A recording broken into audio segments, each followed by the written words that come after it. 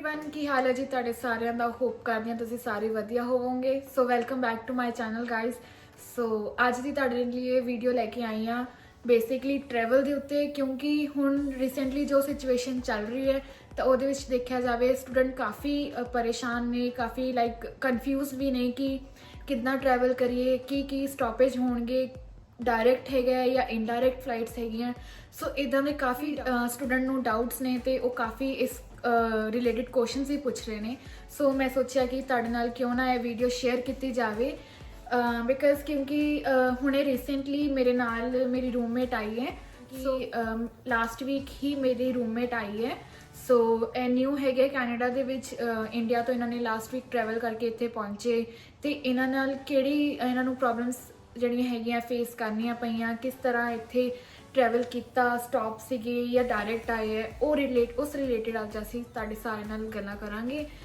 ਤਾਂ ਸਭ ਤੋਂ ਪਹਿਲਾਂ ਆਪਾਂ ਥੋੜਾ ਜਿਹਾ ਇੰਟਰੋਡਕਸ਼ਨ ਕਰਦੇ ਹਾਂ ਇਹਨਾਂ ਦਾ ਦੈਨ ਫਿਰ ਆਪਾਂ ਮੇਨ ਵੀਡੀਓ ਤੋਂ ਸਟਾਰਟ ਕਰਾਂਗੇ ਸੋ ਤੁਹਾਡਾ ਨਾਮ ਐਂਡ ਤੁਸੀਂ ਕਿਹੜੇ ਕਾਲਜ ਦੇ ਵਿੱਚ ਆਏ ਹੋ ਤੇ ਇੰਡੀਆ ਤੋਂ ਕਿੱਥੋਂ ਦੀ ਹੋ ਉਹ ਤੁਸੀਂ ਇੱਥੇ ਸ਼ੇਅਰ ਕਰੋ ਦੈਨ ਆਪਾਂ ਵੀਡੀਓ ਅੱਗੇ ਸਟਾਰਟ ਕਰਦੇ ਹਾਂ hello everyone Sandeep this side मैं लैम्पटन कॉलेज से एडमिशन लिया सी तो मैं बेसिकली नागपुर महाराष्ट्र तो है गया इंडिया विचों वैसे तो बिलोंग पंजाबी फैमिली तो ही करते हैं बट बाय बर्थ है महाराष्ट्र तो है born and brought up Nagpur च हाँ जी ਤਾਂ ਤੁਸੀਂ ਲਾਈਕ ਅੱਜ ਆਪਾਂ ਇਹਨਾਂ ਤੋਂ ਇਹੀ ਪੁੱਛਦੇ ਹਾਂ ਕਿ ਟਰੈਵਲ ਦੇ ਵਿੱਚ ਕਿਹੜੀ ਡਿਫਿਕਲਟੀਜ਼ ਫੇਸ ਕਰਨੀਆਂ ਪੈ ਰਹੀਆਂ ਇਸ ਟਾਈਮ ਦੇ ਲਈ ਤੇ ਅੱਗੇ ਕੀ ਹੋਣ ਵਾਲਾ ਹੈ ਤੇ ਹੁਣ ਤੱਕ ਜਿਹੜਾ ਟਰੈਵਲ ਕਰਕੇ ਆਏ ਹੈ ਵੈਕਸੀਨੇਟਿਡ ਸੀਗੇ ਤਾਂ ਕਿੰਨਾ ਸਟੇ ਕਰਨਾ ਪੈ ਰਿਹਾ ਜਾਂ ਨਹੀਂ ਕਰਨਾ ਪੈ ਰਿਹਾ ਜਿਹੜੇ ਸਟਾਪੇਜ ਆਉਂਦੇ ਉਹਦੇ ਵਿੱਚ ਵੀ ਕਾਫੀ ਮਤਲਬ ਲਾਈਕ ਦਿੱਕਤ ਵੀ ਆਈ ਹੈ ਜਿਹੜੇ ਸਟੂਡੈਂਟ ਹੈਗੇ ਹੈ ਸੋ ਕੀ ਰੂਟ ਰਿਹਾ ਇਹਨਾਂ ਦਾ ਉਸ ਬਾਰੇ ਆਪਾਂ ਗੱਲ ਸ਼ੁਰੂ ਕਰਦੇ ਹਾਂ ਸਭ ਤੋਂ ਪਹਿਲਾਂ ਤੁਸੀਂ ਦੱਸੋ ਕਿ ਤੁਹਾਡਾ ਕਿਹੜਾ ਰੂਟ ਸੀਗਾ ਜਦ ਇੱਥੇ ਆਏ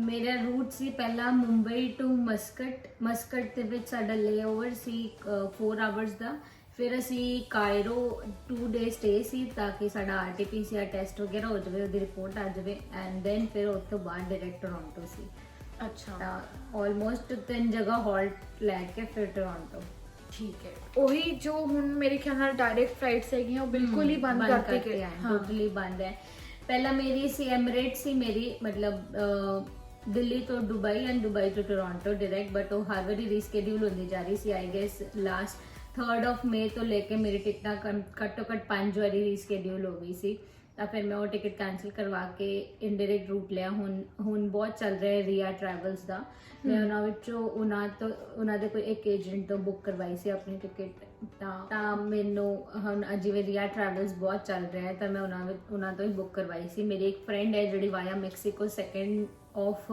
ਜੁਲਾਈ ਨੂੰ ਟਰੈਵਲ ਕੀਤਾ ਸੀ ਉਹਨੇ ਤਾਂ ਉਹ ਸੇਫਲੀ ਪਹੁੰਚ ਗਈ ਸੀ ਤਾਂ ਫਿਰ ਮੈਂ ਆਪਣੀ ਟਿਕਟਾਂ ਕਰਵਾਈਆਂ ਸੀ ਤਾਂ ਹੁਣ ਇੱਦਾਂ ਹੋ ਗਿਆ ਹੈ ਕਿ ਬਹੁਤ ਜ਼ਿਆਦਾ ਟਿਕਟਸ ਫਾਸਟ ਜਾ ਰਹੀ ਹੈ ਤਾਂ ਬਿਲਕੁਲ ਹੀ ਨਹੀਂ ਮਿਲ ਰਹੀ ਸੀ ਪਹਿਲਾਂ ਮੇਰੀ 8th ਦੀ ਟਿਕਟ ਸੀ ਉਹ ਫਲਾਈਟ ਫੁੱਲ ਹੋ ਗਈ ਸੀ ਤਾਂ ਫਿਰ ਮੈਂ ਉਹਨਾਂ ਨੂੰ ਪਹਿਲਾਂ ਹੀ ਪੈਸੇ ਦੇ ਕੇ ਰੱਖਤੇ ਸੀ ਕਿ ਜਿਹੜੀ ਵੀ ਨੈਕਸਟ ਅਵੇਲੇਬਲ ਫਲਾਈਟ ਹੋਊਗੀ ਉਹਦੇ 'ਚ ਮੇਰਾ ਕਰ ਦਿਓ ਤੁਸੀਂ ਤਾਂ ਮੈਂ ਉਹਨਾਂ ਨੂੰ ਪਹਿਲਾਂ ਹੀ ਪੈਸੇ ਦੇ ਕੇ ਬੋਲਤਾ ਸੀ ਕਿ ਜਦੋਂ ਵੀ ਨੈਕਸਟ ਅਵੇਲੇਬਲ ਫਲਾਈਟ ਹੋਊਗੀ ਤੁਸੀਂ ਮੇਰੀ ਟਿਕਟਾਂ ਬੁੱਕ ਕਰ ਦਿਓ ਹਾਂਜੀ ਤੇ ਉਹੀ ਕੀ ਕਹਿੰਦੇ ਜਿਸ ਹਿਸਾਬ ਨਾਲ ਹੁਣ ਟਰੈਵਲ ਚੱਲ ਰਿਹਾ ਹੈ ਕਿਉਂਕਿ 3 ਜਗ੍ਹਾ ਸਟਾਪ ਕਰਨਾ ਟਰੈਵਲ ਕਰਦੇ ਹੋਏ ਤੇ ਕਾਫੀ ਸਟਾਪੇਜ ਹੈਗੇ ਆ ਕਈ 3 ਹੈਗੇ ਕਈ 4 ਤੇ ਕਈ 2 ਹੈਗੇ ਨੇ ਸੋ ਉਸ ਅਕੋਰਡਿੰਗ ਜਿਹੜਾ ਖਰਚਾ ਹੈ ਉਹ ਵੀ ਕਾਫੀ ਹੁਣ ਕਹਿੰਦੇ ਆ ਕਿ ਫਲਾਈਟਸ ਦਾ ਵੱਧ ਗਿਆ ਹੈ ਤੇ ਕਾਫੀ ਐਕਸਪੈਂਸਿਸ ਜਿਹੜੇ ਹੈਗੇ ਆ ਹੁਣ ਸਟੂਡੈਂਟ ਦੇ ਵੱਧਦੇ ਜਾ ਰਹੇ ਨੇ ਇਸ ਸਿਰਫ ਟਰੈਵਲ ਦੇ ਚੱਕਰ 'ਚ ਆਪਾਂ ਜੇ ਦੇਖਿਆ ਜਾਵੇ ਤਾਂ ਤੁਹਾਨੂੰ ਮੈਂ ਇਹ ਕਹੂੰਗੀ ਕਿ ਲਾਈਕ ਤੁਸੀਂ ਕਿੰਨਾ ਕੁ ਅਪਰੋਕਸ ਜਿਹੜਾ ਸੀਗਾ ਕਿੰਨਾ ਤੁਹਾਡਾ ਸਿਰਫ ਟਰੈਵਲ ਦੇ ਉੱਤੇ ਜਿਹੜਾ ਪਲਾਨ ਸੀ ਉਹਦੇ ਤੇ ਖਰਚਾ ਆਇਆ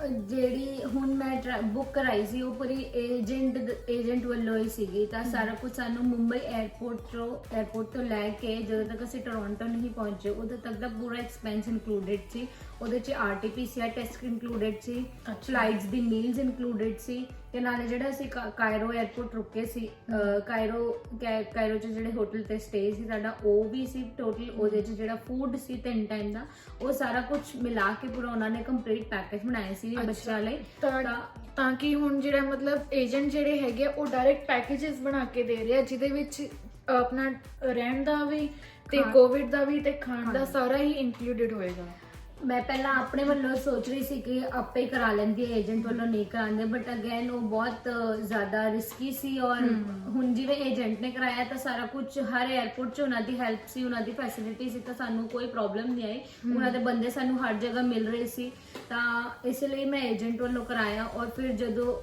ਪੂਰਾ ਕੰਪਲੀਟ ਪੈਕੇਜ ਸੀ ਉਹ, ਤਾਂ ਕਰਕੇ ਉਹ ਜ਼ਿਆਦਾ ਬੈਟਰ ਸੀ ਕਿ ਏਜੰਟ ਵੱਲੋਂ ਕਰਵਾ ਲਓ।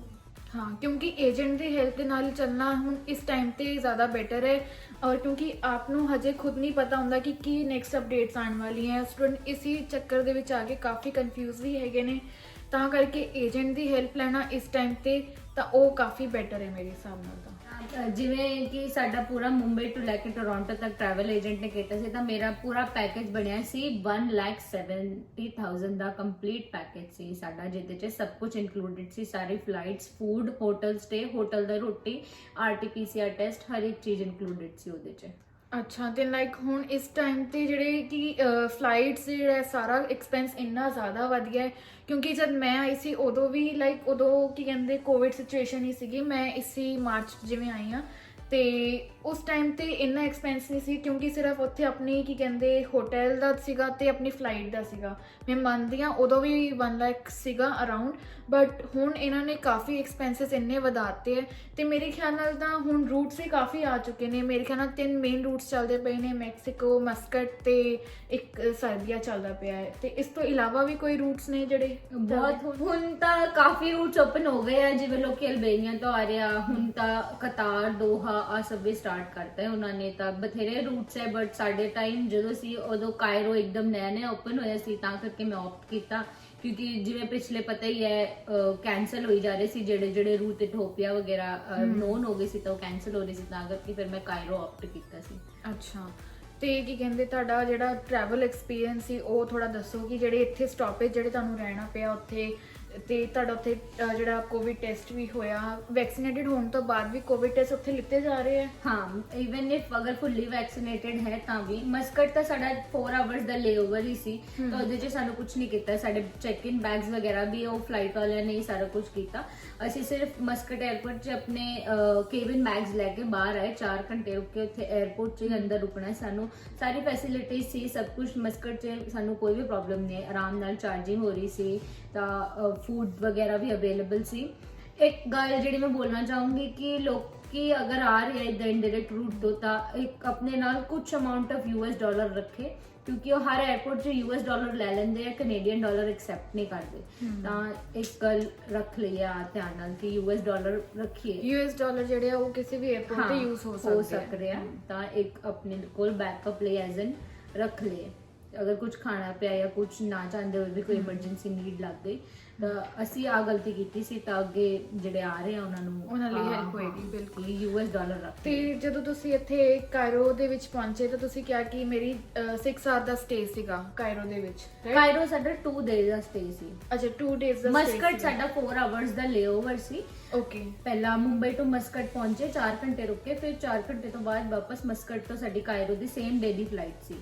ਅੱਛਾ, ਤੇ ਤੁਹਾਡਾ ਜਿਹੜਾ ਕਾਇਰੋ ਦੇ ਵਿੱਚ ਮਤਲਬ 2 ਦਿਨ ਦਾ ਸਟੇ ਸੀ, ਤੇ ਤੁਹਾਡਾ ਲਾਈਕ ਇਹ ਪੂਰਾ ਇੰਡੀਆ ਤੋਂ ਕੀ ਕਹਿੰਦੇ ਮੁੰਬਈ ਤੋਂ ਇੱਥੇ ਟੋਰਾਂਟੋ ਤੱਕ ਪਹੁੰਚਣ ਲਈ ਕਿੰਨੇ ਦਿਨ ਦਾ ਜਿਹੜਾ ਤੁਹਾਡਾ 4 ਦਿਨ ਦੀ ਜਰਨੀ ਬਣੀ ਸਾਡੀ। ਉਹਦੇ 'ਚ ਵੀ ਤੁਸੀਂ ਸਾਰੇ ਕੰਟਰੀ ਦੇ ਟਾਈਮ ਜ਼ੋਨ ਐਕਸੈਪਟ ਕਰ ਲਓ, ਉਹ ਵੀ ਸਾਰੀ ਕੰਟਰੀ ਦਾ ਆਪਣੇ ਆਪਣੇ ਅੱਡ ਟਾਈਮ ਚੱਲ ਰਹੇ ਸੀ। ਜਿਵੇਂ ਮਸਕਟ ਸਾਡੇ ਤੋਂ ਇੰਡੀਆ ਤੋਂ 3 ਘੰਟੇ ਪਿੱਛੇ ਸੀ, ਫਿਰ ਕਾਇਰੋ ਉਹਨਾਂ ਤੋਂ ਪਿੱਛੇ ਸੀ, ਫਿਰ ਟੋਰਾਂਟੋ ਤਾਂ ਹੋਰ ਪਿੱਛੇ ਸੀ। ਤਾਂ ਜਦੋਂ ਸਾਰਾ ਕੁਝ ਕੈਲਕੂਲੇਟ ਕੀਤਾ ਜਾਵੇ ਤਾਂ 4 ਦਿਨ ਲੱਗ ਗਏ ਸਾਨੂੰ। 4 ਦਿਨ ਦਾ ਸਟੇ ਬਣਿਆ। ਤੇ ਇਹਦੇ ਵਿੱਚ ਜਿਹੜੇ ਕਾਇਰੋ ਦੇ 2 ਦਿਨ ਇਨਕਲੂਡਡ ਸੀਗੇ, ਤੇ ਉਹ ਕਿਵੇਂ ਉੱਥੇ ਦਾ 2 ਦਿਨ ਦਾ ਰਿਹਾ? ਕਿਉਂਕਿ ਉੱਥੇ ਦੀ ਲੈਂਗੁਏਜ, ਉੱਥੇ ਦੇ ਐਕਸਪੈਂਸਿਸ ਜਿਹੜੇ ਆ, ਕਿਉਂਕਿ ਕਿਵੇਂ ਫੂਡ ਦਾ, ਕਿਵੇਂ ਹੋਟਲ ਦੇ ਵਿੱਚ ਆਣਾ ਜਾਣਾ, ਉਹ ਕਿਵੇਂ ਸਾਰਾ ਕਿੱਦਾਂ ਰਿਹਾ? ਕਾਇਰੋ 에ਅਰਪੋਰਟ 'ਚ ਸਭ ਤੋਂ ਪਹਿਲਾਂ ਤਾਂ ਵਾਈਫਾਈ ਨਹੀਂ ਸੀ, ਤਾਂ ਉਹ ਬਹੁਤ ਵਰਸਟ ਐਕਸਪੀਰੀਅੰਸ ਸੀ। ਭਾਵੇਂ ਸਾਡੀ ਫਲਾਈਟ ਪਹੁੰਚ ਗਈ ਸੀ, ਅਸੀਂ ਘਰਦਿਆਂ ਨੂੰ ਆ ਵੀ ਅਪਡੇਟ ਨਹੀਂ ਦੇ ਪਾ ਰਹੇ ਸੀ ਕਿ ਅਸੀਂ ਸਹੀ ਸਲਾਮਤ ਪਹੁੰਚ ਗਏ ਆ। ਕਿਉਂਕਿ ਇਸ ਟਾਈਮ ਦੇ ਵਿੱਚ ਇੰਨਾ ਜ਼ਿਆਦਾ ਲੰਬਾ ਟਰੈਵਲ ਕਰਨਾ, ਜਿਵੇਂ 4-5 ਦਿਨ ਦਾ ਟਰੈਵਲ ਹੀ ਹੈ ਸਿਰਫ, ਔਰ ਉੱਤੋਂ ਦੀ ਉੱਥੇ ਇੱਕਦਮ ਹੀ ਅਨਨੋਨ ਆਪਾਂ ਜਗ੍ਹਾ ਤੇ ਜਾ ਰਹੇ ਹਾਂ, ਤੇ ਫੈਮਲੀਜ਼ ਲਈ ਤਾਂ ਬੇਸਿਕਲੀ ਬਹੁਤ ਜ਼ਿਆਦਾ ਹੀ ਕੀ ਕਹਿੰਦੇ ਟੈਨਸ਼ਨ ਵਾਲੀ ਚੀਜ਼ ਹੈਗੀ ਹੈ। ਤੇ ਉਹਨਾਂ ਨਾਲ ਕੰਟੈਕਟ ਕਰਨਾ ਤਾਂ ਬਹੁਤ ਜ਼ਰੂਰੀ ਹੁੰਦਾ ਹੈ ਕਿ ਐਟਲੀਸਟ ਸਾਨੂੰ ਪਤਾ ਹੋਵੇ ਕਿ ਸਟੂਡੈਂਟ ਜਿਹੜਾ ਹੈਗਾ ਉਹ ਠੀਕ ਹੈਗਾ ਉਸ ਪਲੇਸ ਤੇ ਕਿ ਨਹੀਂ। ਸੋ ਫਿਰ ਕਾਇਰੋ 'ਚ ਤੁਸੀਂ ਕਿਵੇਂ ਐਡਜਸਟ ਕੀਤਾ ਬਿਨਾਂ ਵਾਈਫਾਈ ਦੇ ਵੀ ਔਰ ਸਭ? ਮੈਂ ਤਾਂ ਉੱਥੇ ਇੱਕ ਜਿਹੜੇ airport services duty free shops ਹੁੰਦੀ ਆ ਉਹਦੇ ਇੱਕ ਬੰਦੇ ਤੋਂ ਮੈਂ ਕਿਹਾ ਪਲੀਜ਼ ਭਾਜੀ ਥੋੜਾ ਜਿਹਾ ਹੌਟਸਪੌਟ ਦੇ ਦਿਓ ਤਾਂ ਕਿ ਮੈਂ ਘਰੇ ਦੱਸ ਦੇਵਾਂ। ਤਾਂ ਵੀ ਉਹਨਾਂ ਨੇ ਦਿੱਤਾ 2-5 ਮਿੰਟ ਲਈ, ਤਾਂ ਮੈਂ ਸਿਰਫ ਘਰੇ ਇੰਨੀ ਗੱਲ ਦੱਸੀ ਕਿ ਅਸੀਂ ਸਹੀ ਸਲਾਮਤ ਪਹੁੰਚ ਗਏ ਹਾਂ। ਤਾਂ ਉੱਥੇ ਸਾਨੂੰ 5 ਘੰਟੇ ਵੇਟ ਕਰਨਾ ਪਿਆ ਐਂਟੀਜਨ ਟੈਸਟ ਲਈ। ਅਗਰ ਤੁਹਾਡਾ ਐਂਟੀਜਨ ਟੈਸਟ ਨੈਗੇਟਿਵ ਆਇਆ ਹੈ ਤਾਂ ਹੀ ਤੁਸੀਂ ਕਾਇਰੋ 에어ਪੋਰਟ ਛੱਡ ਕੇ ਜਾ ਸਕਦੇ ਸੀ। ਤਾਂ ਉਹ ਟੈਸਟ ਲਈ ਸਾਨੂੰ ਬਹੁਤ ਖੇਚਲ ਹੋਈ ਕਿਉਂਕਿ ਆਲਮੋਸਟ 192 ਲੋਕੀ ਸੀ ਸਾਡੀ ਫਲਾਈਟ 'ਚ, ਜਿਹਦੇ ਵਿੱਚੋਂ 25 ਦੇ ਲੋਟ 'ਚ ਲੈ ਕੇ ਜਾ ਰਹੇ ਸੀ। ਅਗਰ ਇੱਕ ਵਾਰੀ 25 ਬੰਦੇ ਗਏ ਆ ਤਾਂ 40 ਮਿੰਟਸ ਦਾ ਵੇਟ ਸੀ, ਫਿਰ ਅਗਲੀ ਵਾਰੀ 25 ਬੰਦੇ ਜਾ ਰਹੇ ਸੀ। ਅੱਛਾ। ਤਾਂ ਇੱਕ ਤਾਂ ਲਾਈਨ ਹੀ ਨਹੀਂ ਵੱਡੀ ਸੀ ਔਰ ਬਹੁਤ ਜ਼ਿਆਦਾ ਪ੍ਰੋਬਲਮ ਹੋਈ। ਮਤਲਬ ਐਂਟੀਜਨ ਟੈਸਟ ਲਈ ਅਸੀਂ ਬਹੁਤ ਵੇਟ ਕੀਤਾ ਭੁੱਖੇ। ਇੱਕ ਤਾਂ ਸਾਡੇ ਕੋਲ ਐਜ਼ ਮੈਂ ਦੱਸਿਆ $US ਨਹੀਂ ਸੀ ਤਾਂ ਅਸੀਂ ਕੁਝ ਜ਼ਿਆਦਾ ਖਾ ਵੀ ਨਹੀਂ ਸਕਦੇ ਸੀ। ਜਿਹੜਾ ਅਸੀਂ ਬਸ ਪੈਕਡ ਫੂਡ ਲੈ ਕੇ ਗਏ ਸੀ ਉਹੀ ਖਾ ਕੇ ਕਾਇਰੋ 에어ਪੋਰਟ 'ਚ ਸੀ। ਤਾਂ ਉਹ ਪੂਰੀ ਜਰਨੀ ਦਾ ਸਭ ਤੋਂ ਵਰਸਟ ਪਾਰਟ ਪੁੱਛੋਗੇ ਤਾਂ ਉਹੀ ਸੀ ਜਦੋਂ ਤੱਕ ਅਸੀਂ ਕਾਇਰੋ 에어ਪੋਰਟ 'ਚ ਐਂਟੀਜਨ ਟੈਸਟ ਲਈ ਰੁਕੇ ਹੋਏ ਸੀ। ਮਤਲਬ ਕਿ ਹੁਣ ਸਟੂਡੈਂਟ ਨੂੰ ਜਿਹਦੇ ਉੱਥੇ ਟੈਸਟ ਲਈ ਵੀ ਰੁਕਣਾ ਪੈ ਰਿਹਾ ਹੈ ਤੇ ਮਤਲਬ ਇਸ ਟਾਈਮ 'ਚ ਸਟੂਡੈਂਟ ਜਿਹੜਾ ਹੈਗਾ ਉਹ ਪਹੁੰਚ ਤਾਂ ਰਿਹਾ ਹੈ ਟੋਰਾਂਟੋ, ਚਾਹੇ ਕਿਤੇ ਵੀ ਵੈਂਕੂਵਰ ਜਾ ਰਿਹਾ, ਬਟ ਕਿੰਨੀ ਡਿਫਿਕਲਟੀਜ਼ ਉਹਨਾਂ ਨੂੰ ਫੇਸ ਕਰਨੀਆਂ ਪੈ ਰਹੀਆਂ ਉਹ ਬਹੁਤ ਹੀ ਲਾਈਕ ਸੁਣ ਕੇ ਸਾਨੂੰ ਇੰਨਾ ਹੋ ਰਿਹਾ ਤੇ ਉੱਥੇ ਜਿਹੜਾ ਸਟੂਡੈਂਟ ਹੈ ਉਹ ਕਿੰਨਾ ਫੇਸ ਕਰਦਾ ਹੈ, ਕੀ ਕਰ ਰਿਹਾ ਉਹੀ ਜਾਣ ਸਕਦਾ ਹੈ। ਸੋ ਜਿਵੇਂ ਤੁਹਾਡਾ ਉੱਥੇ RT-PCR ਜਿਵੇਂ ਕਹਿੰਦੇ ਆ ਕਿ ਟੈਸਟ ਹੋਇਆ, ਐਂਟੀਜਨ ਟੈਸਟ ਹੋਇਆ ਸੀ, ਰਾਈਟ? ਸਭ ਤੋਂ ਪਹਿਲਾਂ ਕਾਇਰੋ 에어ਪੋਰਟ 'ਚ ਐਂਟੀਜਨ ਟੈਸਟ ਹੋਇਆ। ਇੱਕ ਤਾਂ ਇੰਨਾ ਟਾਈਮ ਲੱਗਿਆ, ਉਹਦੇ ਬਾਅਦ ਜਿਹੜਾ ਕਰਨ ਵਾਲੇ ਉੱਥੇ 에어ਪੋਰਟ ਸਰਵਿਸਿਜ਼ ਦੇ ਬੰਦੇ ਸੀਗੇ ਉਹ ਬਹੁਤ ਵਰਸਟ ਸੀ। ਮਤਲਬ ਲਿਟਰਲੀ ਜਿੰਨੇ ਜਨ ਆ ਰਹੇ ਸੀ ਉਹ ਰੋ ਕੇ ਆ ਰਹੇ ਸੀ। ਭਾਵੇਂ ਆਪਾਂ RT-PCR ਟੈਸਟ ਕਰਾਈਏ ਇੰਨਾ ਵਰਸਟ ਨਹੀਂ ਹੁੰਦਾ, ਬਟ ਉਹਨਾਂ ਨੇ ਐਂਟੀਜਨ ਟੈਸਟ ਵੀ ਬਹੁਤ ਬੁਰਾ ਕੀਤਾ। ਜਿਵੇਂ ਜਿਹੜਾ ਤੁਹਾਡਾ ਐਂਟੀਜਨ ਟੈਸਟ ਹੋ ਰਿਹਾ ਸੀ ਤੇ ਨੈਗੇਟਿਵ ਪੋਜ਼ਿਟਿਵ ਇਹ ਜਿਹੜਾ ਮੇਨ ਚੱਲਦਾ ਪਿਆ, ਇਫ ਜਿਹੜਾ ਸਟੂਡੈਂਟ ਦਾ ਜਿਹੜਾ ਉਹ ਰਿਜ਼ਲਟ ਹੈ ਪੋਜ਼ਿਟਿਵ ਆਉਂਦਾ ਹੈ ਤਾਂ ਕੀ ਕਰ ਸਕਦਾ ਹੈ ਫਿਰ ਉਸ ਟਾਈਮ ਤੇ? ਉੱਥੇ ਜਿਵੇਂ ਕੁਝ ਬੰਦੇ ਸੀ ਸਾਡੇ ਨਾਲ ਜਿਨ੍ਹਾਂ ਦਾ ਪੋਜ਼ਿਟਿਵ ਆਇਆ ਤਾਂ ਉਹਨਾਂ ਨੂੰ ਅਲੱਗ ਰੂਮ 'ਚ ਕੁਆਰੰਟਾਈਨ ਅਲੱਗ ਰੂਮ 'ਚ ਲੈ ਕੇ ਗਏ ਸੀ। ਫਿਰ ਉੱਥੇ ਉਹਨਾਂ ਦਾ RT-PCR ਟੈਸਟ ਹੋਇਆ। ਉਹਨੇ ਡਿਊਰੇਸ਼ਨ ਤੱਕ ਉਹ ਸਟੂਡੈਂਟ ਉੱਥੇ 에어ਪੋਰਟ 'ਚ ਹੀ ਸੀਗਾ। ਉਹਦਾ RT-PCR ਟੈਸਟ ਨੈਗੇਟਿਵ ਆਇਆ, ਫਿਰ ਉਹ ਹੋਟਲ ਆ ਸਕਿਆ। And if in case RT-PCR ਵੀ ਪੋਜ਼ਿਟਿਵ ਆਉਂਦਾ ਹੈ ਤਾਂ ਸਾਡੇ ਟਰੈਵਲ ਇੰਸ਼ੋਰੈਂਸ 'ਚ ਇਨਕਲੂਡਡ ਸੀ ਸਾਰਾ ਕੁਝ। ਸਾਡੇ ਏਜੰਟ ਨੇ ਉਹ ਸਾਨੂੰ ਟਰੈਵਲ ਦੇ ਇੰਸ਼ੋਰੈਂਸ ਵੀ ਕਰਾ ਕੇ ਦਿੱਤਾ ਸੀ ਕਿ ਜੇ ਇਜਿਪਟ 'ਚ ਬੰਦਾ ਪੋਜ਼ਿਟਿਵ ਆ ਜਾਵੇ RT-PCR ਤਾਂ ਉੱਥੇ ਉਹਨਾਂ ਦੀ ਗਵਰਨਮੈਂਟ ਵੱਲੋਂ ਗਵਰਨਮੈਂਟ ਹਸਪੀਟਲ ਵਗੈਰਾ 'ਚ ਉਹਨਾਂ ਦਾ ਸਟੇ ਵਗੈਰਾ ਸਾਰਾ ਕੁਝ ਉਹ ਪੈਕੇਜ 'ਚ ਇਨਕਲੂਡਡ ਸੀ। ਅਗਰ ਐਂਟੀਜਨ ਪੋਜ਼ਿਟਿਵ ਆਇਆ ਤਾਂ ਫਿਰ ਉਹ RT-PCR ਟੈਸਟ ਕਰਦੇ ਸੀ। ਐਂਡ ਇਫ ਇਨ ਕੇਸ ਕਿਸੇ ਦਾ ਉਹ ਵੀ ਪੋਜ਼ਿਟਿਵ ਆਇਆ ਤਾਂ ਉਹ ਸਾਡੇ ਟਰੈਵਲ 'ਚ ਇਨਕਲੂਡਡ ਸੀ ਸਾਡਾ ਇੰਸ਼ੋਰੈਂਸ, ਜਿਹਦੇ 'ਚ ਸਾਰਾ ਖਰਚਾ ਇਜਿਪਟ ਗਵਰਨਮੈਂਟ ਦਾ ਸੀ ਸਾਨੂੰ ਰੋਕਣ ਦਾ। ਚਲੋ ਕਈ ਫੈਸਿਲਿਟੀਜ਼ ਜਿਹੜੀਆਂ ਹੈ ਉਹ ਜਿਹੜੇ ਸਟੂਡੈਂਟ ਨੂੰ ਕਾਫੀ ਵਧੀਆ ਵੀ ਮਿਲੀਆਂ ਹੋਈਆਂ ਸੀ, ਬਟ ਇਹ ਵਧੀਆ ਹੈ ਕਿ ਜਿਹੜਾ ਪੈਕੇਜ ਉਹਨਾਂ ਨੂੰ ਇੰਨਾ ਮਹਿੰਗਾ ਮਿਲ ਰਿਹਾ ਹੈ ਸਟਿਲ ਉਹਦੇ ਵਿੱਚ ਸਭ ਕੁਝ ਇਨਕਲੂਡਡ ਹੈਗਾ ਕਿ ਉਹਨਾਂ ਨੂੰ ਕੋਈ ਅੱਗੇ ਜਾ ਕੇ ਦਿੱਕਤ ਵੀ ਆਉਂਦੀ ਹੈ ਤਾਂ ਉਹ ਜਿਹੜਾ ਕੋਈ ਚਾਰਜੇਬਲ ਨਹੀਂ ਹੈਗਾ, ਉਹਦੇ ਵਿੱਚ ਹੀ ਇਨਕਲੂਡਡ ਰਹੇਗਾ। ਚਲੋ ਇਹ ਤਾਂ ਠੀਕ ਹੈ ਕਿ ਸਟੂਡੈਂਟ ਇੱਥੇ ਆ ਕੇ ਥੋੜਾ ਫਿਰ ਉਹ ਵੀ ਹੁੰਦਾ ਹੈ ਕਿ ਐਡਜਸਟ ਕਰ ਲੈਂਦਾ ਉਹਨਾਂ ਚੀਜ਼ਾਂ ਦੇ ਵਿੱਚ। ਹੁਣ ਆਣਾ ਜ਼ਿਆਦਾ ਕੰਪਲਸਰੀ ਹੈ। ਹੁਣ ਜਿਵੇਂ ਕਿ ਬੋਲ ਰਿਹਾ ਥਰਡ ਵੇਵ ਆਊਗੀ ਜਾਂ ਕੁਝ ਆਊਗਾ। ਹੁਣ ਜਿਵੇਂ ਮੇਰੀ ਕੁਝ ਫਰੈਂਡਸ ਹੈਗੀ ਹੈ ਜਿਨ੍ਹਾਂ ਦੀ 에ਅਰ ਕੈਨੇਡਾ ਦੀ ਟਿਕਟ ਸੀ, ਹੁਣ ਅਕਤੂਬਰ ਤੱਕ ਰੀਸ਼ਡਿਊਲ ਕਰਤੀ ਆ। ਤਾਂ ਜਦੋਂ ਸੋਚੋ ਜਿਹਦਾ ਮੇਨ ਟੇਕ ਹੈ ਉਹਦਾ ਤੇ 2 ਸੈਮੈਸਟਰ ਫਿਰ ਇੰਡੀਆ ਹੀ ਨਿਕਲ ਜਾਓਗੇ, ਤਾਂ ਕਰਕੇ ਫਿਰ ਆਣਾ ਤਾਂ ਕੰਪਲਸਰੀ ਹੈ। ਫਿਰ ਥੋੜਾ ਜਿਹਾ ਖੇਚਲ ਹੈ ਬਟ ਠੀਕ ਹੈ, ਤੁਸੀਂ ਪਹੁੰਚ ਰਹੇ ਹੋ, ਜ਼ਿਆਦਾ ਇੰਪੋਰਟੈਂਟ ਹੈ ਹੁਣ। ਹਾਂਜੀ, ਤਾਂ ਲਾਈਕ ਕੀ ਕਹਿੰਦੇ ਤੁਹਾਡਾ ਉਸ ਤੋਂ ਬਾਅਦ ਟੈਸਟ ਹੋਣ ਤੋਂ ਬਾਅਦ ਤੁਸੀਂ ਇੱਥੇ ਜਦੋਂ ਟੋਰਾਂਟੋ 에ਅਰਪੋਰਟ ਪਹੁੰਚੇ ਤਾਂ ਕਿਹੜੇ ਡਾਕੂਮੈਂਟਸ ਉਹਨਾਂ ਨੇ ਬੇਸਿਕਲੀ ਦੇਖੇ ਤੇ ਕਿਹੜੇ ਡਾਕੂਮੈਂਟਸ ਜਿਹੜੇ ਹੈਗੇ ਉਹ ਮੰਗੇ ਜਾ ਰਹੇ ਇਸ ਟਾਈਮ ਤੇ? ਸਭ ਤੋਂ ਸਮੂਥ ਇਮੀਗ੍ਰੇਸ਼ਨ ਸਾਡੀ ਟੋਰਾਂਟੋ 'ਚ ਹੀ ਹੋਈ। ਮੈਨੂੰ ਉਹਨਾਂ ਨੇ ਮੇਰਾ ਲੈਟਰ ਆਫ ਐਕਸੈਪਟੈਂਸ ਪੁੱਛਿਆ, ਫੀ ਰਿਸਿਟ ਪੁੱਛੀ ਤੇ GIC ਦੀ ਰਿਸਿਟ ਪੁੱਛੀ। ਨਾਲੇ ਉਹਨਾਂ ਨੇ ਮੇਰੇ ਕੋਵਿਡ ਸਰਟੀਫਿਕੇਟਸ ਪੁੱਛੇ ਜਿਹੜੇ ਵੈਕਸੀਨੇਸ਼ਨ ਦੇ ਲਗਾਏ ਹੋਏ ਆ ਐਂਡ ਜਿਹੜਾ ਕੋਵਿਡ ਟੈਸਟ ਕਰਾਇਆ ਉਹ। ਤਾਂ ਬਸ ਮੇਰੇ ਕੋਰਸ ਬਾਰੇ ਪੁੱਛਿਆ ਔਰ ਮੇਰੇ ਫੋਨ 'ਚ ਉਹਨਾਂ ਨੇ ਕਾਲਜ ਦਾ ਪੋਰਟਲ ਲੌਗਇਨ ਕਰਵਾ ਕੇ ਦੇਖਿਆ ਕਿ ਸੱਚੀ ਸਾਡੇ ਕਾਲਜ ਹੁਣ ਚੱਲ ਰਿਹਾ ਹੈ ਕਿ ਨਹੀਂ ਹੈ। ਤਾਂ ਫਿਰ ਉਹ ਸਾਰਾ ਜਦੋਂ ਕ੍ਰਾਸ ਚੈੱਕ ਕੀਤਾ ਤਾਂ ਫਿਰ ਸਭ ਕੁਝ ਸਹੀ ਸੀ। ਉਹਨੇ ਮੈਨੂੰ ਮੇਰੇ ਕੋਰਸ ਬਾਰੇ 1-2 ਗੱਲਾਂ ਪੁੱਛੀਆਂ, ਉਹ ਮੈਂ ਸਹੀ ਜਵਾਬ ਦਿੱਤੇ ਤਾਂ ਉਹਨੇ ਕਿਹਾ very good keep it up. ਤਾਂ ਬੇਸਿਕਲੀ ਮਤਲਬ ਉੱਥੇ ਇਮੀਗ੍ਰੇਸ਼ਨ ਦੇ ਵੀ ਬੇਸਿਕ ਡਾਕੂਮੈਂਟਸ ਮੰਗੇ ਜਾ ਰਹੇ ਆ ਜਿਹੜੇ ਸਟੂਡੈਂਟ ਦੇ ਹੈਗੇ ਆ, ਔਰ ਸੈਕਿੰਡ ਆਪਣਾ ਵੈਕਸੀਨੇਟਡ ਦੇ ਡਾਕੂਮੈਂਟਸ ਮੰਗੇ ਜਾ ਰਹੇ ਆ, ਨਥਿੰਗ ਐਲਸ। ਇਦਾਂ ਦਾ ਕੋਈ ਵੀ ਮਤਲਬ ਵਰੀ ਕਰਨ ਵਾਲੀ ਗੱਲ ਨਹੀਂ ਹੈ ਇੱਥੇ ਟੋਰਾਂਟੋ 에ਅਰਪੋਰਟ ਤੇ। ਬਾਰਡਰ ਆਇਆ ਜਾਂਦਾ ਹੈ, ਇਮੀਗ੍ਰੇਸ਼ਨ ਬਹੁਤ ਹੁੰਦਾ ਹੈ, ਕੁਝ ਵੀ ਨਹੀਂ ਹੁੰਦਾ, ਇਮੀਗ੍ਰੇਸ਼ਨ ਬਹੁਤ ਸਮੂਥ ਹੁੰਦਾ ਹੈ। ਤੁਹਾਡੇ ਕੋਲ ਸਾਰੇ ਡਾਕੂਮੈਂਟਸ ਹੈ ਤਾਂ ਸਹੀ ਹੋਊਗਾ। ਬਿਲਕੁਲ ਬਿਲਕੁਲ। ਤੇ ਇਸੇ ਤਰ੍ਹਾਂ ਤੁਹਾਡਾ ਟੋਰਾਂਟੋ ਦੇ ਵਿੱਚ ਵੀ ਜ਼ਰੂਰ ਹੋਇਆ ਹੋਣਾ ਵੈਕਸੀਨ ਜਿਹੜਾ ਕੋਵਿਡ ਟੈਸਟ। ਹਾਂ ਹੁਣ ਟੋਰਾਂਟੋ 'ਚ ਵੀ ਚੱਲ ਰਿਹਾ ਸਵਿਚ ਹੈਲਥ ਤੇ ਮੈਂ ਸਵਿਚ ਹੈਲਥ ਐਪ ਇੱਕ ਵੈਬਸਾਈਟ ਹੈਗੀ ਉੱਥੇ ਪਹਿਲਾਂ ਹੀ ਰਜਿਸਟਰ ਕਰ ਲਿਆ ਸੀ ਤਾਂ ਮੇਰਾ ਵਿਦਿਨ 5 ਮਿੰਟਸ ਕੋਵਿਡ ਟੈਸਟ ਹੋ ਗਿਆ ਸੀ ਬਹੁਤ ਆਰਾਮ ਨਾਲ ਤੇ ਉਹਦੀ ਰਿਪੋਰਟ ਨੈਕਸਟ ਡੇ ਆਈ ਸੀ। ਤੇ ਇਸ ਮਤਲਬ ਕਿ ਉੱਥੇ ਤੁਹਾਨੂੰ ਇੰਨਾ ਦਿੱਕਤ ਨਹੀਂ ਹੋਈ ਹੈ ਕਿ ਕੋਵਿਡ ਟੈਸਟ ਦੇ ਵਿੱਚ ਤੁਹਾਨੂੰ ਵੇਟ ਨਹੀਂ ਕਰਨਾ ਪੈ ਰਿਹਾ, ਡਾਇਰੈਕਟ ਤੁਸੀਂ ਸਵਿਚ ਹੈਲਥ ਜਿਹੜੀ ਐਪ ਹੈਗੀ ਹੈ ਉਹਦੇ ਥਰੂ ਤੁਸੀਂ ਆਪਣਾ ਕਰ ਸਕਦੇ ਹੋ ਸ਼ੋ। ਐਂਡ ਦੈਨ ਜਦੋਂ ਤੁਸੀਂ ਉੱਥੋਂ ਦੀ ਟੋਰਾਂਟੋ ਤੋਂ ਨਿਕਲੇ ਤਾਂ ਕੀ ਕਹਿੰਦੇ ਕਾਲਜ ਵੱਲੋਂ ਵੀ ਕੋਈ ਫੈਸਿਲਿਟੀਜ਼ ਸੀਗੀਆਂ ਤੁਹਾਨੂੰ ਲਾਈਕ ਉਹਨਾਂ ਨੂੰ ਇਨਫੋਰਮ ਕਰਨਾ ਕਿ ਅਸੀਂ ਪਹੁੰਚ ਚੁੱਕੇ ਹਾਂ? ਤੇ ਜਦ ਤੁਸੀਂ ਉੱਥੇ ਟੋਰਾਂਟੋ ਪਹੁੰਚੇ ਤਾਂ ਤੁਹਾਡਾ ਜਿਹੜਾ ਲੈਂਪਟਨ ਕਾਲਜ ਹੈ ਉਹਨਾਂ ਨੂੰ ਵੀ ਤੁਸੀਂ ਇਨਫੋਰਮ ਕੀਤਾ ਤੇ ਨਾਲੇ ਜਾਂ ਫਿਰ ਉਹਨਾਂ ਦੀ ਤਰਫ ਤੋਂ ਕੋਈ ਇਦਾਂ ਦੀ ਫੈਸਿਲਿਟੀ ਸੀਗੀ ਕਿ ਤੁਹਾਨੂੰ ਹੋਟਲ ਤੋਂ 에ਅਰਪੋਰਟ ਤੋਂ ਹੋਟਲ ਡ੍ਰੌਪ ਕਰਨ ਦੀ, ਜਿੱਥੇ ਤੁਸੀਂ 2 ਦਿਨ ਮੇਰੇ ਖਿਆਲ ਨਾਲ ਸਟੇ ਕੀਤਾ ਰਾਈਟ? ਤੇ ਉੱਥੇ ਵੀ ਕੋਈ ਫੈਸਿਲਿਟੀ ਕਾਲਜ ਵੱਲੋਂ ਵੀ ਮਿਲ ਰਹੀ ਹੈ ਜਾਂ ਕਾਲਜ ਵਾਲੇ ਕੀ ਕਹਿੰਦੇ ਆ? ਕਾਲਜ ਨੇ ਸਾਨੂੰ ਕੁਆਰੰਟਾਈਨ ਦਾ ਪੈਕੇਜ ਦਿੱਤਾ ਹੋਇਆ ਸੀ, ਅਗਰ ਤੁਸੀਂ ਉੱਥੇ ਕੁਆਰੰਟਾਈਨ ਕਰਨਾ ਹੈ ਤਾਂ ਉਹਨਾਂ ਦੀ pick and drop the facility C airport ਤੋਂ ਹੋਟਲ ਤੱਕ ਦੀ। ਬਟ ਮੈਂ ਐਗਜ਼ੈਂਪਟਡ ਸੀ, ਫੁੱਲੀ ਵੈਕਸੀਨੇਟਡ ਸੀ ਤਾਂ ਮੈਨੂੰ ਕਾਲਜ ਵੱਲੋਂ ਤਾਂ ਕੋਈ ਹੈਲਪ ਨਹੀਂ ਮਿਲੀ। ਫਿਰ ਵੀ ਸਾਨੂੰ ਕਾਲਜ ਨੂੰ ਅਪਡੇਟ ਕਰਨਾ ਸੀ ਕਿ ਇੰਨੀ ਤਰੀਕ ਦੀ ਸਾਡੀ ਫਲਾਈਟ ਹੈ ਤਾਂ ਅਸੀਂ ਇੰਨੀ ਤਰੀਕ ਨੂੰ ਲਾਈਕ ਜਿਵੇਂ ਸ਼ੁਰੂ ਤੋਂ ਜਿਵੇਂ ਕੋਵਿਡ ਦੇ ਵਿੱਚ ਸਾਨੂੰ ਸਾਰੀ ਡਿਟੇਲਸ ਟਰੈਵਲ ਦੀ ਜਿਹੜੀ ਹੈ ਉਹ ਕਾਲਜ ਨਾਲ ਸ਼ੇਅਰ ਕਰਨੀ ਪੈ ਰਹੀ ਹੈ ਤਾਂ ਉਸੇ ਤਰੀਕੇ ਨਾਲ ਤੁਸੀਂ ਸ਼ੇਅਰ ਕੀਤੀ। ਹਾਂ ਦੱਸਿਆ। ਤੇ ਫਿਰ ਮਤਲਬ ਜਿਵੇਂ ਕਿ ਤੁਹਾਨੂੰ ਹੈਲਪ ਨਹੀਂ ਮਿਲੀ 에ਅਰਪੋਰਟ ਤੇ, ਤੁਸੀਂ ਉੱਥੋਂ ਫਿਰ ਆਪ ਖੁਦ ਟੈਕਸੀ ਕੀਤੀ ਸੀਗੀ ਹੋਟਲ ਤੱਕ? ਤੁਸੀਂ BNB ਕੀਤਾ ਜਾਂ ਹੋਟਲ ਦੇ ਵਿੱਚ ਸੀ? ਮੈਂ Airbnb ਬੁੱਕ ਕੀਤਾ ਸੀ 2 ਡੇ ਸਟੇ ਲਈ ਕਿਉਂਕਿ ਮੇਰਾ ਇੱਥੇ ਕੋਈ ਅਕੋਮੋਡੇਸ਼ਨ ਫਾਈਨਲ ਨਹੀਂ ਸੀ ਆ ਕੇ, ਤਾਂ ਫਿਰ ਮੈਂ 2 ਦਿਨ ਲਈ ਬੁੱਕ ਕੀਤਾ ਸੀ Airbnb। ਤਾਂ ਮੈਂ ਆਪੇ ਬਾਹਰ ਬਹੁਤ ਟੈਕਸੀਆਂ ਖੜੀਆਂ ਰਹਿੰਦੀਆਂ ਨੇ, ਸਾਰੇ ਹੈਲਪਫੁਲ ਹੁੰਦੇ ਆ ਬੰਦੇ, ਭਾਵੇਂ ਮੇਰੇ ਕੋਲ ਸਿਮ ਨਹੀਂ ਸੀ ਬਟ ਉਹ ਟੈਕਸੀ ਵਾਲੇ ਭਰਾ ਨੇ ਬਹੁਤ ਹੈਲਪ ਕੀਤੀ ਤਾਂ ਆਰਾਮ ਨਾਲ ਮੈਨੂੰ ਛੱਡ ਕੇ। ਹਾਂਜੀ ਮੈਨੂੰ ਪੰਜਾਬੀ ਸੀ ਉਹ ਅੰਕਲ ਜੀ ਤੇ ਉਹਨਾਂ ਨੇ ਆਪਣਾ ਹੌਟਸਪੌਟ ਵਗੈਰਾ ਚਾਲੂ ਕਰਕੇ ਰੱਖਿਆ ਸੀ ਤਾਂ ਮੈਂ ਆਪਣੇ ਘਰਦਿਆਂ ਦੇ ਨਾਲ ਕਨੈਕਟਡ ਵੀ ਸੀ ਤਾਂ ਮੈਂ ਆਰਾਮ ਨਾਲ ਆਪਣੇ Airbnb ਪਹੁੰਚ ਗਈ ਸੀ। ਕੋਈ ਦਿੱਕਤ ਨਹੀਂ, ਭਾਵੇਂ ਤੁਹਾਡੇ ਕੋਲ Uber ਵਗੈਰਾ ਨਾ ਵੀ ਹੋ ਤਾਂ ਵੀ ਤੁਸੀਂ ਆ ਸਕਦੇ ਹੋ ਆਪਣੇ ਵੱਲੋਂ।